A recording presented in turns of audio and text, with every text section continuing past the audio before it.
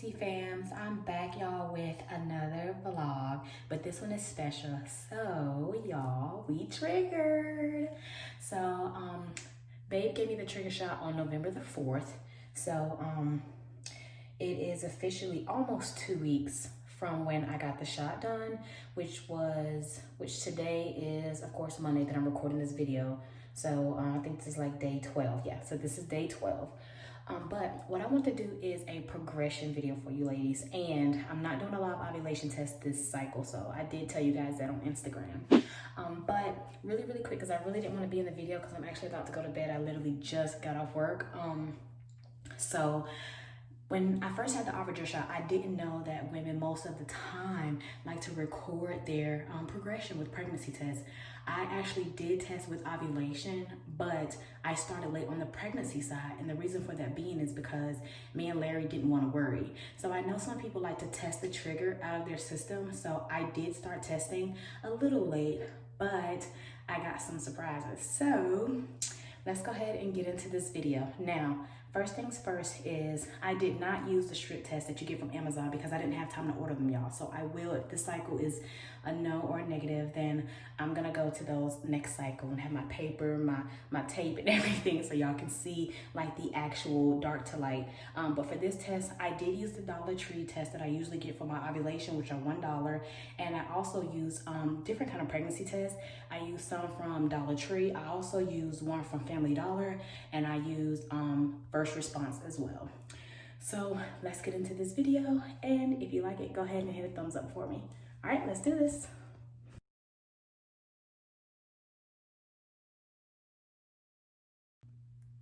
Yes, ladies, so as far as symptoms, I haven't really experienced any symptoms besides gas and besides the period cramps and like kind of like the ovulation cramps do from side to side. Definitely on my right side, which is where I actually triggered as well, and which is where the follicle was. That was the biggest. So that's the only thing I can really say. I only got nauseous like one time, and that was it, and it was out of the blue. But anything other than that, no sore boobs. No, I can't smell anything. Not throwing up, any of that stuff. Like I said, it's just the regular cramps, and it hurts. The regular cramps that hurt, kind of in the middle of my stomach, and like I said, then on the sides, the right and the left for me. So yeah, but other than that and the gas, that's about it. I haven't really noticed anything else. Oh, I'm lying to y'all. Tired. Yesterday I was so freaking tired. Y'all can ask Larry. He was like, that's all you say, Nance. I'm tired.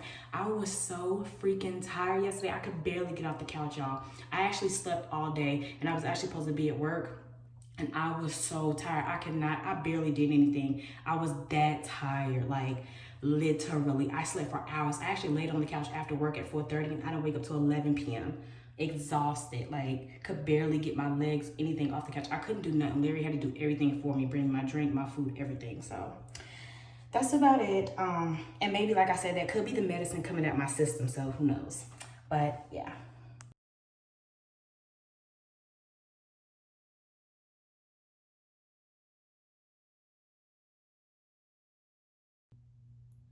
All right, ladies, so the purple ones, as you know, are the ovulation tests.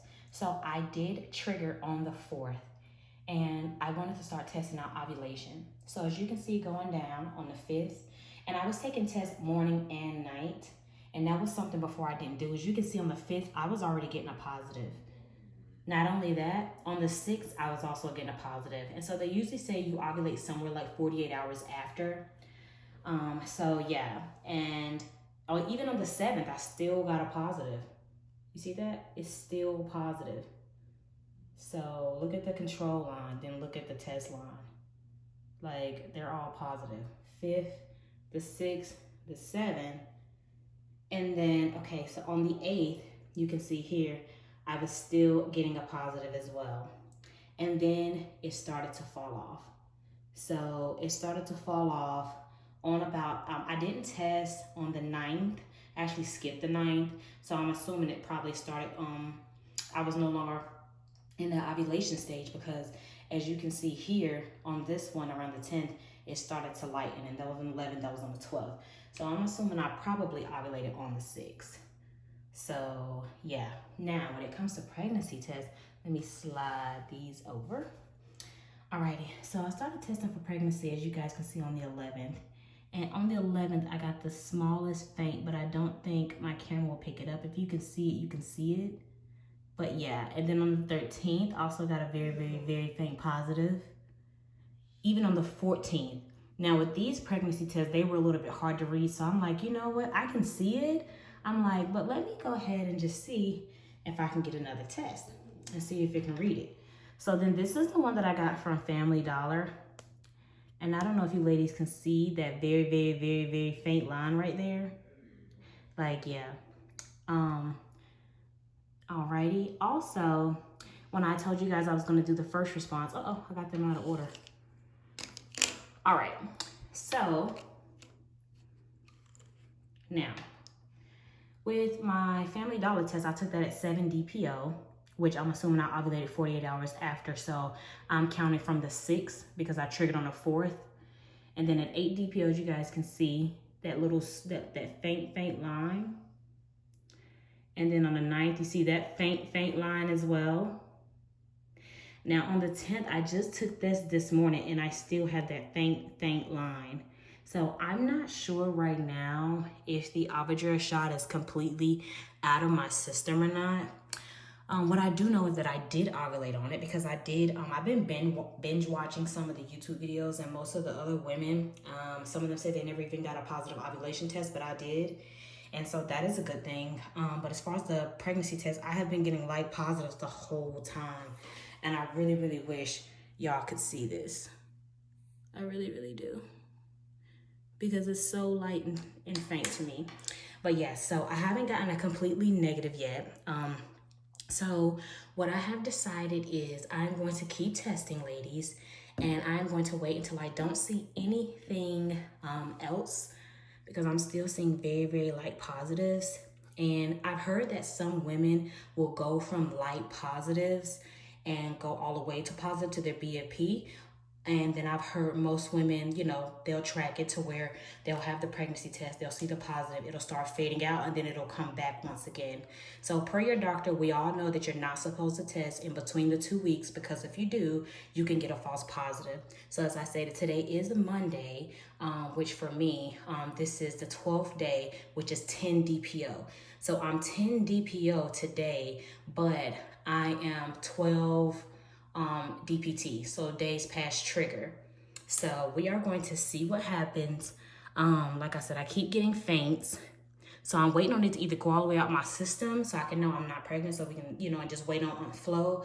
Or if I am pregnant, I'm waiting on it to get darker. So I still have 2 more days. So we're not out, ladies. So fingers crossed that this is it. I really, really, really, really, really hope so. I'm crossing my fingers. Me and Larry, we're both hoping like this is it.